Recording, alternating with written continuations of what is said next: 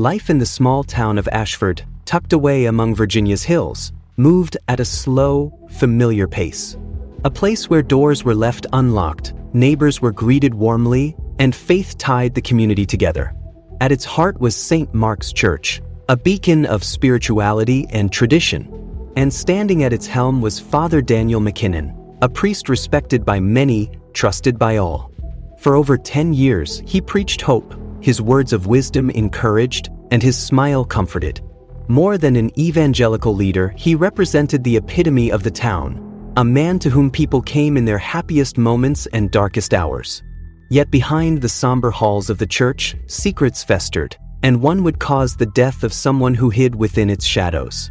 Her name was Maria Grayson, a kind-hearted woman, 30 years old, with a warmth that touched everyone she met. She devoted herself to helping the elderly, teaching children, and serving the church. But then, she vanished. At first, no one suspected foul play. Maybe she had gone away for a few days. Maybe she needed time alone. But days passed, and Maria never returned. Then came the discovery. Inside St. Mark's Church, in a back room meant for quiet reflection, was where Maria Grayson was discovered. Brutally murdered. Shockwaves of her death spread through Ashford. And as the town searched for answers, a chilling truth began to surface. One that would leave no soul untouched. It was a cold October morning when Lisa Carter, a devoted parishioner and Maria's close friend, walked through the heavy doors of St. Mark's Church. She had done this hundreds of times before. She would find Maria in the altar, preparing flowers for the next day or preparing for Sunday service. But instead, she was met with silence. A silence so thick, it felt unnatural. She called out, "Maria?" No answer. A sense of unease crept into her chest as she made her way deeper inside, her footsteps echoing against the stone walls. Then she saw it. A door, slightly ajar. And inside, in the faint light, lay a body unmoving on the floor. Lisa's mind could not accept what it was seeing to begin with. Maria's face was hardly recognizable. Deep lacerations creased her skin, as though she had been hit with an unrelenting, calculated viciousness. And next to her, on the floor, a bloodied cross. Lisa moved backward, gulping for breath. Terror clawed at her chest. And then she screamed. The horrified cry pierced the silence of the air, cutting through the quiet of the church. Minutes passed, and then came the police. And with them began a nightmare. Detective Allison Harper had worked on her share of cases. Still, when she entered St. Mark's Church that morning, she knew this wasn't just murder. This was something darker. Her boyfriend, Detective Mark Ridgway, trailed behind. As they surveyed the crime scene, a chilling thought settled in. This was no crime of passion. It was deliberate. Maria's body did not bear any signs of a struggle, as if she had known her killer, as if she had trusted them. The forensic team worked fast. There were no signs of forced entry, no stolen goods. But one thing caught their attention. On a nearby table, among scattered papers and religious books, lay a small, worn diary. Maria's diary. As Allison flipped through its pages, one entry made her blood run cold. "He comes to me in the dark.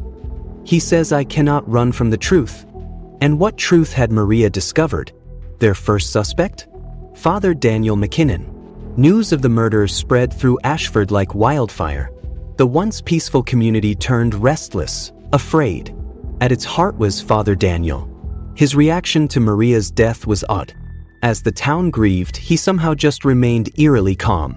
His sermons grew darker, filled with ominous warnings of sin and punishment. Some parishioners started whispering. Had they trusted the wrong man? As detectives dug into Father Daniel's past, what they found shocked them. He had been transferred before, from a different town, under mysterious circumstances. Records showed complaints about harsh discipline, strange behavior, and financial discrepancies within the church. Each time, the church moved him quietly. And Maria? She had discovered. Then came a break in the case. Surveillance footage from the night of the murder showed a man in dark clothing entering the church. Not Father Daniel. Someone else. After weeks of investigation, they identified him, Stephen Fletcher. a private investigator, hired by Father Daniel to silence Maria. But things went wrong. Maria fought back, and Fletcher killed her. Cornered by evidence, Fletcher cracked. He confessed. Father Daniel had paid him to intimidate Maria, afraid she would expose his illicit affairs, financial fraud, and secret child. But Maria wouldn't back down. So, Fletcher ended her life. Father Daniel's trial divided Ashford. Some refused to believe it. Others demanded justice. Stephen Fletcher took the stand. He detailed everything, from secret meetings to Maria's murder. Father Daniel? He showed no remorse. Just a blank stare. The verdict? Guilty. Life in prison. The town of Ashford would never be the same. St. Mark's Church stood empty, a shell of what it once was. Maria Grayson was gone. But the truth? That would never be buried. Because evil can hide in the most unexpected places. And sometimes the ones we trust the most are the ones we should fear.